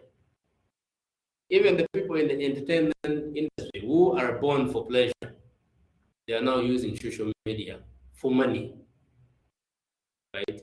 So look, how many people do you have on your Facebook? And let's say you have a salon. How many people need haircuts? How many people come from your town? Let's say in Kampala, and you have 3,000 friends. Out of the 3,000, probably 2,000 are from the Kampala area. Why don't you just post once? If you don't have friends, maybe you have only 5. Like a friend of mine lately, I was checking his LinkedIn. He has only 1 connection. Why don't you use me? I have 1,000 plus connections on LinkedIn. If you are looking for a job, you have only 1 connection. That means no one is going to contact you. Right? Just say, man, help me, and you post my picture and my CV and say, if you want a good hairdresser, this is the guy to contact. And people are going to contact you. So you just pay me a bit of money. You negotiate. See? Use influencers. Then promote your content. There are so many ways of promoting your content. You can pay, like I said, we paid Facebook $14 so that they can make our content to reach more people. You can even pay physical people. Say, guys, share this on your platform. If you share it in 100 groups, you get 10K. We also used to do that for one of the pages. Right now, I'm marketing 10 companies on social media, marketing more than 10, where I create their pages, I create content for them, I share content. So it is also something that you can do. Go back to the present. Yeah, okay. Yeah, good. So promote your content by either paying the service provider or even paying people locally. Yes. The good thing when you're paying for the service provider, like Facebook, they'll ask you, where do you want your content to reach? Then you can say, I just want the Kampala area. And it will only reach people but again, many people can also lie on their Facebook and say, I live in Kampala when they're actually in Lamu. So that's the trouble. So you need to be smart also. So that's why some people say, I want organic reaches, organic, like real. They will say, I don't want to promote. I want to be posting content and sharing on my timeline because I know it is reaching real people, not robots. Because even there can be robots creating accounts, fake accounts. Facebook is now going to come, oh, now we have reached 1,000, when actually 500 were fake. So, source content. So you need to make sure that you look for content and diversify your content. Get videos from elsewhere. But if you have a website and you have social media accounts, make sure your content doesn't take people far away. Make sure that the links that you put doesn't take people to another company's website. Right? You can post a picture, then reference it to your source. Then manage your reputation, make sure that you keep a good name. And no scams, be real, be authentic. That can be your value proposition, actually. Your value proposition is who you are and what you stand for. Just say, I stand for reality. So be real and post content. Again, if, for instance, you are selling beverage, you're a beverage manufacturer, the content you want to post should be very clean because this is something that people consume. You don't want to post another time when some of the containers are down, on the soil. That's not nice. Actually, that's why some people go and get photos from the internet. Very clean pictures of tables, of the glass. You want to be neat. Someone is asking my Facebook name. If you know my name, then you know my Facebook name. Again, I try to keep real. Yeah. Yeah, that is our company. Please go there. Yeah. So, okay. Someone is still typing. Just let us know. You can even just unmute and also just ask. Yeah. Then the other thing is, monitor your customer and audience engagement. If you posted this video today, how many people have viewed it? Normally, these social media or digital platforms, they have what we call analytics. They produce an analytic report every now and then. They will tell you it has reached 1,000 people. it has reached 300 engagements. It has, this kind of things. You need to analyze and see what content is being seen by many people. For me, from my experience, visual content tend to engage more people. So if it is a picture, you do a picture. If it is a video, you will see many people will see it. But if you write if you write a one-page message, people don't even read. Okay, if you really choose to write, then you want to make it very brief, 1 or 2 lines. Because now, if somebody is using a phone, they will see Facebook is going to display 1 or 2 or 3 lines, and it says more. No one wants to click on that more. People just want to see the top. So want to make sure that your message that you really want to see is within the first 2 lines. Even if you now write nonsense below there, because just a few people are going to open it anyway. So that is very important.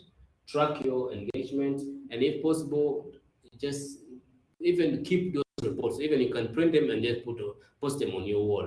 This is today, tomorrow. Then you see, after the end of the week, you see what content raised the most. And then you know, okay, this is where I should go. There is an organization that we used to, so we post. Whenever we post, we only see like only 2 people have reacted. Sometimes when 0. And you're like the only one who reacts. I believe you've seen these people on Facebook. When they post a photo, no one likes, no one sees them. They are like the first ones to like, and they're also like the last. So one time when I posted about the death of some guy, like a very prominent figure, all of a sudden we see like 32 reactions. But then I'm like, where are all these people? All alone. So that means they're interested in such kind of content. So we need to post more of another person has died. Maybe even we predict the president is going to die next year, then they're going to open it. Yeah. So this is very important in social media marketing. Monitor conversations that are relevant to your brand. You need to read comments. Some people have like 1,000 comments, but they don't read. Read and reply to comments. And even react. If it is a good one, you react. But in business, every comment is good. There is nothing bad. If you put the crying emoji, or you're very hungry with the client, don't use such emojis. Just use those love ones, the like, because you take everything. If you are a business, everything is good. So monitor content and reply. I like this lady called Stella Nyanzi. If you go to her page, I don't know if she's the one who replies to comments, but she replies to every comment. You can even go to Facebook and just search Stella Nyanzi. I'm not saying it for any other reasons. I don't know what she does, but I've come across her page and I've seen she responds to every content. Even MTN Uganda, if you go to their Facebook page, they reply. Even when you abuse them, you guys have eaten my data, what? They are going to like it and they will say, we are sorry, we are looking into this. So you even reply. And when you're replying, you need to provide a solution. If it's a complaint, somebody is saying, data, maybe you want to say, we're going to get to your inbox now because we don't want the conversation. Just go there public. Then you need to follow up. Some people will even not open their comments. Some people send messages straight to your page. You also need to open. You need to learn more about your customers, know their birthdays. Maybe sometimes we can also celebrate them. You just go beyond their names and their emails. And when you're doing content, make it customized. If it is coming to Daniel, let it have Daniel. Then even Daniel is going to feel happy, right? So customer services and customer support. Most businesses now use social media to support instead of staying on the phone. Back then it was the phone, and back then it was you actually going to complain to the shop. then there is a line of complaints. Then there are people who will take your complaints, then you go back when the complaint is not resolved. But now they have eaten your data, you just go to MTN, so you've just eaten my data. Then somebody is going to respond. Or when you go to the WhatsApp, I want to buy data. How do I do it? Then somebody will send the code right away, even before you make a phone call. So do you see how digital marketing has now helped companies, or even how it will help you? So go next.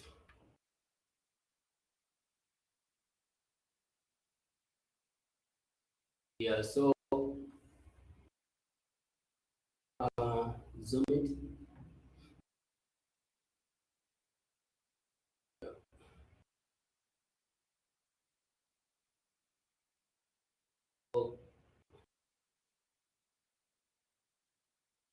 Okay. Now there is what we call personal branding. I think I've already talked about this. It is also just like marketing yourself. Personal branding. It is who you are and what you stand for. Basically, that's what I call personal branding. You know, it is what you want people to like remember you for. Like if you came, we are having issues with our display here. Let's see. 1 second. But I know you. Okay. No problem. So,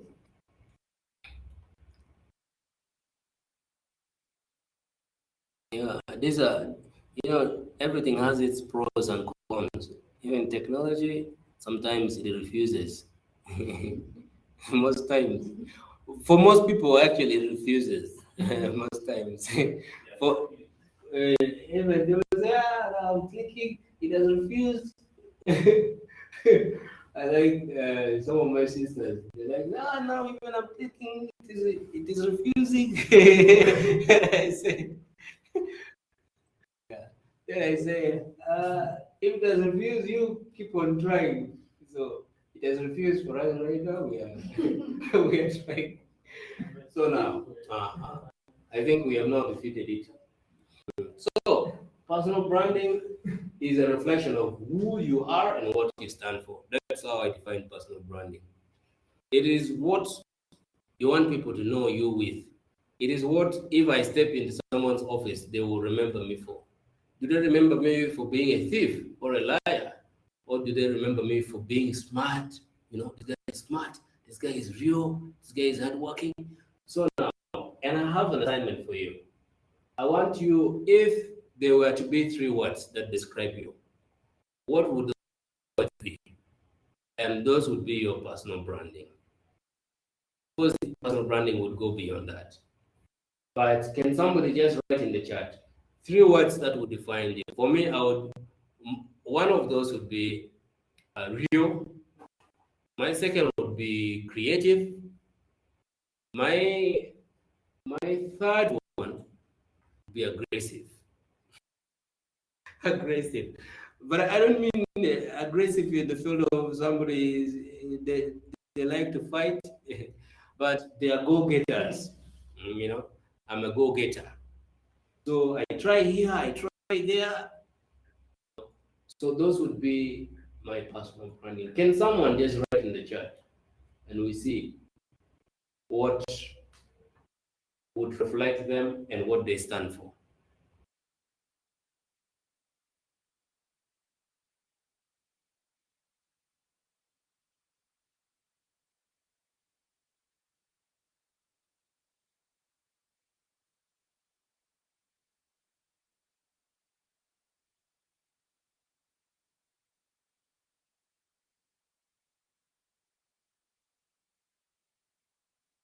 Out, people will remember you before. Can somebody just put it in the chat, please, if you don't mind, and we see your personal brand. So this is how you promote yourself. Let's say in 30 seconds, if somebody said, we are looking for a chef. A chef or chef?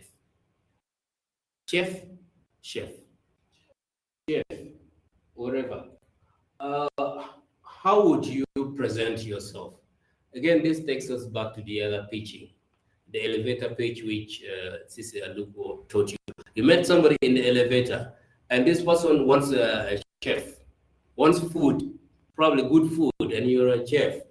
What would you tell them? And then you have like 10 seconds, you know. So now I want you to tell me 3 words that you would use that describe yourself. Probably you are looking for a job. Let's say you're an IT expert. What would the 3 words be? Let's say you're a chef. What would the 3 words be? You're a boda guy. What would, if I'm a boda guy, I know safety is number 1. I would put safety. Okay, of course I wouldn't say safety. I would say safe, cheap, reliable. Those are my 3 words. And also when you're building your brand, probably you're building your logo with your slogan. Your slogan has to portray who you are and what you stand for. Like I came up with a slogan for some company. It is a medical laboratory company. Is it serving for the health of the people? And even the color, it is like something pink, you know, like those health things, pink, white. But you don't want to bring black for health. Red is for health. It is blood. It is red. It is green. It is pink. You know, those kind of things. Just go and see what those medical doctors wear. They're mostly wearing green, blue, white. You know, those ones. So now, if you start your company and the colors are weird, this black. No. This doesn't work. So your personal brand is how it is how you promote yourself. It is the unique combination of skills, experiences, and personality that you want the world to see you. How do you dress? You know, you're a musician. Can you tell us how you think the personal branding of a musician should be? Okay, let's begin with the logo. How should the logo of a musician be? Can somebody try in the house? The logo of a musician. There is one actually in the house. Mm-hmm. Can you come closer? We are doing a logo for your music brand. Yes.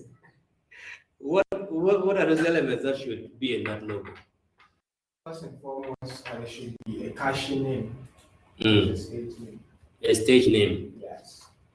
Mm-hmm. Like? Personally, I used to be Leo Worth. Leo Worth. So his stage name is Leo Worth. But you may find that his real name is Okot Joseph. But no, he is Leo Worth. Yes, my original name is Kefa Julius Rikieli. His original name is Kefa Julius Rikieli. Yes. So you've heard. There is a funny musician in my hometown. His name is John Owera. That is his name. And that is funny, right? But I think you can all see this. Like Baby Cool, Bobby Wine, but like the real name is Robert Chakulani, right? Like I don't know Baby Cool's name. Moses Sally. So that is your brand. Probably you also have a logo. You cannot have a logo of maybe there is a plate, there is chicken. No, that one is for a restaurant. Yours is probably a microphone. There is a boy and a girl dancing. There is there is a rasta. Speakers. That is music. So that is how you position yourself. Let's go to the next. Thank you so much, Leo.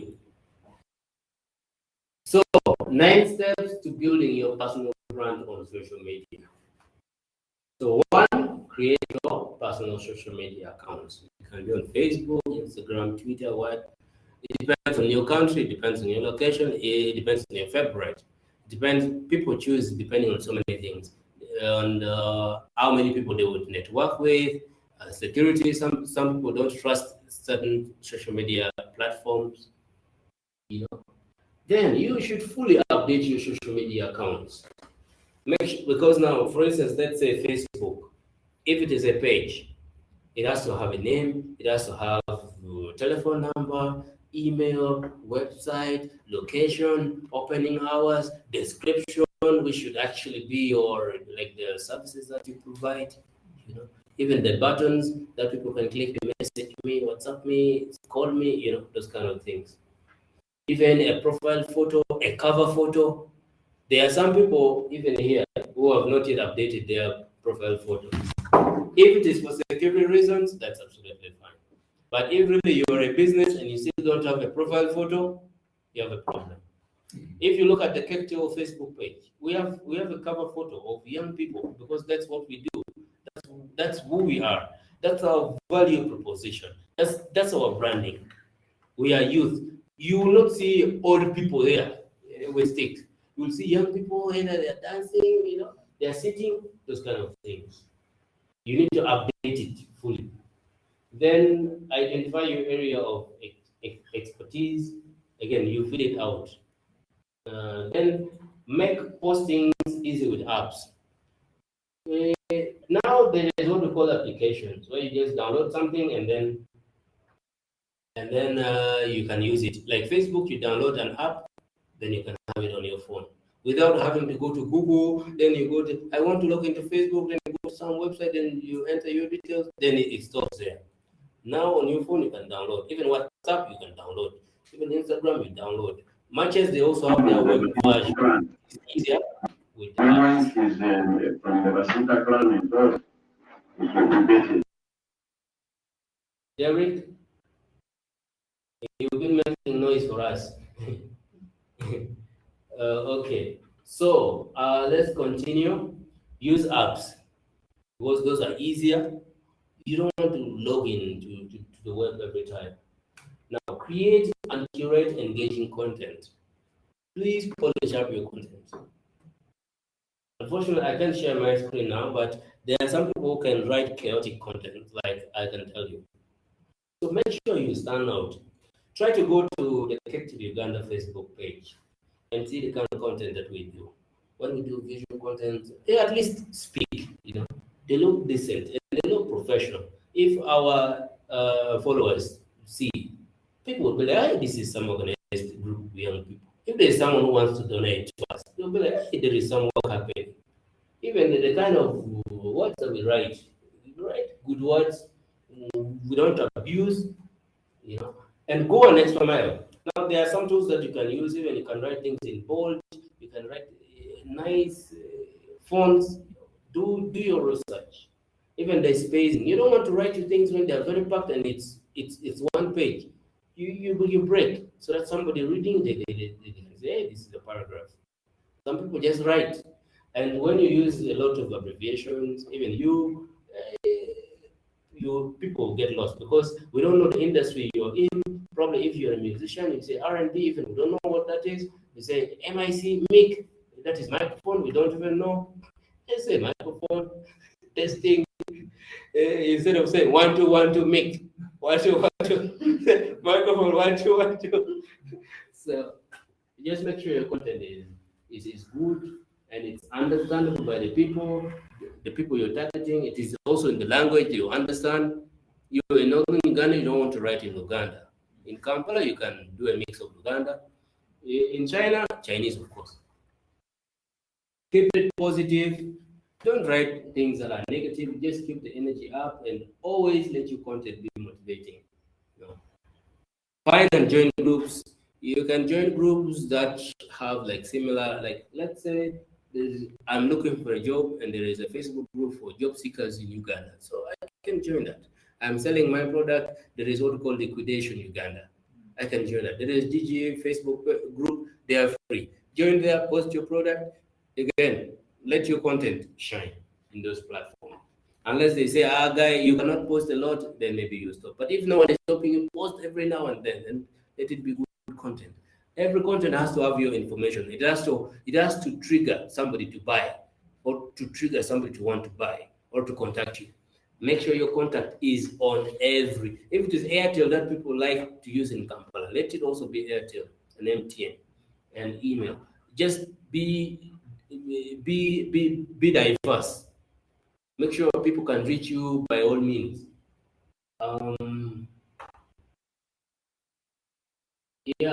I think study influencers that we've already talked about. Go to the last slide. That is the last slide, I think, for today. And I have a question. Ignore those words. I was still building the slides and I didn't complete it. Ignore the words.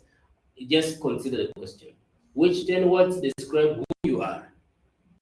So that's my assignment for you. I want you to just write the 10 words irrespective of the industry you're in and send it to us by email. Tell us in the email that I am in the music industry. These are the 10 words. Maybe 10 words can be like talented, vocal, creative,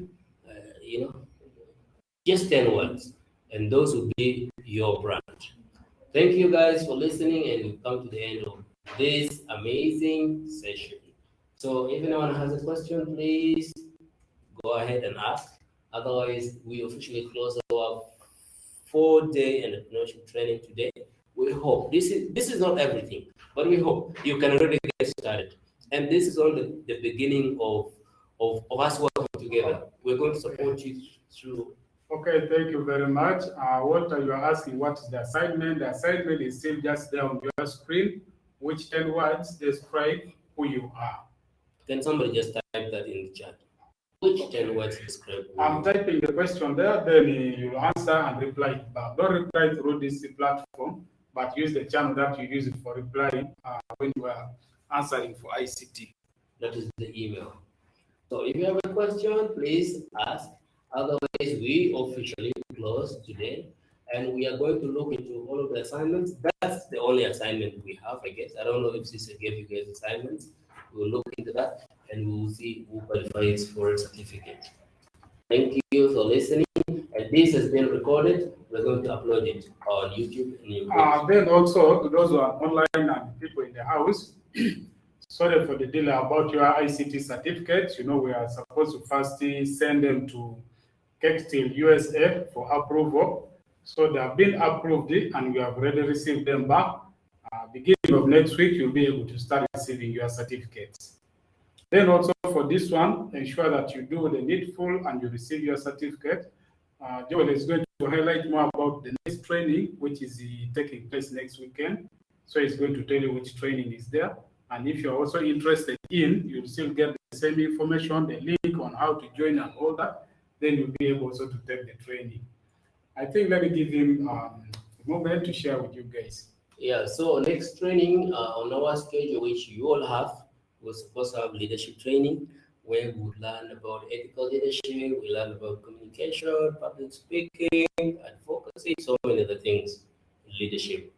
But one of our trainers, who is an inclusion expert, requested that she goes next. So she's only going to use next weekends, like Saturday and Sunday. But I'm going to communicate once we approve of that within this week. Basically, she is I would say she's a lobbyist. She's an advocate. She works. She advocates for the rights of women and girls, the elderly people, the marginalized, or outside the marginalized people with disabilities, persons living with HIV/AIDS, rural people, women and girls. So, but I was just thinking that we invite her to talk about gender issues, and maybe if she can dive into some of like the current conversations around gender, how can the boys and the girls live together in society, those kind of things. So it would be interesting because she has a whole huge profile. She's worked with United Nations, women in Uganda, Mercy Corps, so you have the profile with you. So it would not be like a lecture, it would just be like an interaction. And we are going to share with you the content of what we're going to be talking about, and of course, you will still get a certificate in here. Her name is Rachel Okuche. You can find her on LinkedIn. She's currently consulting with GIZ in Uganda, so it would be really interesting to like have her speak to us on Saturday. Thank you. And for those of you who attended, because there are some people who haven't submitted their ICT assignments, a few, please, and also the names that you want to be on the certificates, right? The exact names. But if the names that we have with us here are the names you want to be on the certificates, that's well and good. There is a guy called Kim Anderson. So today he wrote to us, he said, my real names are not Kim Anderson. And then I said, what are your real names? And he said, Martin somebody. I said, okay, we are going to correct that. So if you also used like a jargon or something, so let us know, because otherwise you're going to have Leo Worth on your certificate when actually your actual name is Kefa someone. And then to add on that, guys, you'll be receiving only the soft copy of your certificate. We are not yet in position to provide the hard copy because of the distance and the location where you guys are. But when you receive your soft copy, you can download, go to the printer services. It will cost you either 1,000 or 2,000, depending from where you'll be printing from, and you have the hard copy. You have the soft copy, which is fully signed and approved, and it will be stored in our database right in the USA. To Walter, yesterday you asked a question about the Kectil program for USA, that whether you will be provided with a passport. I want to assure you that Kectil is not responsible to provide you with a passport. Rather, they can take all the charges, all the costs that they may need for your stay, if at all you manage to qualify to go to the US. But for this case, ensure that you have your own passport. It's like take an example with this program. Kectil Uganda is not in position to provide you with the data, but rather is in position to provide you with all the trainings free of charge. So you take charge of your own data for your training. So that is also the same thing when it comes to Kectil USA program. Ensure that you have your own passport ready with you. If you qualify, yes, you will fly up to the US. I hope that is clear.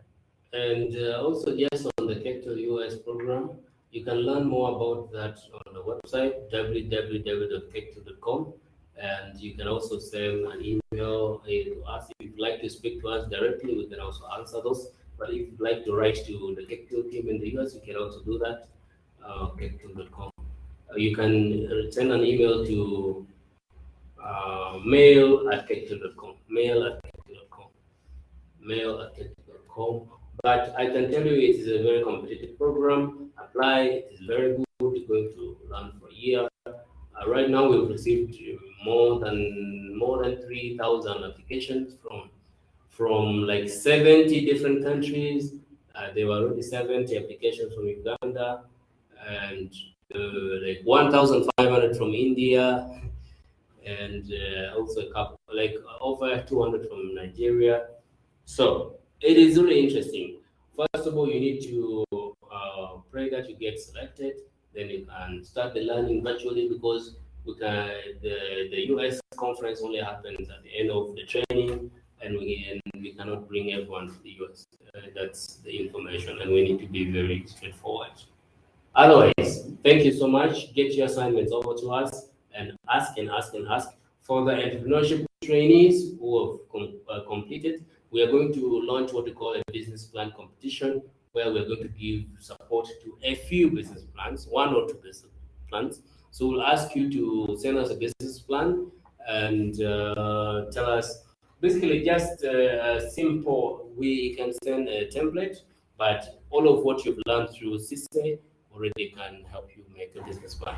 What that idea is, why you think somebody should fund it, what you expect to get in the first year, in the second year, how that business will be sustainable, how that business stands out in the crowd, who your competitors are, how much money you need to start that business. So just basically those, and then a small budget.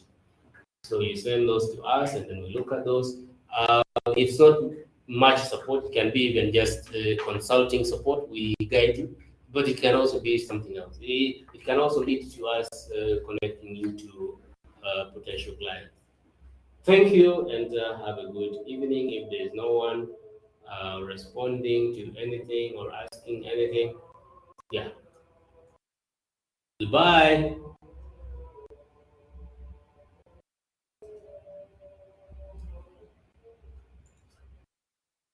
Stop recording.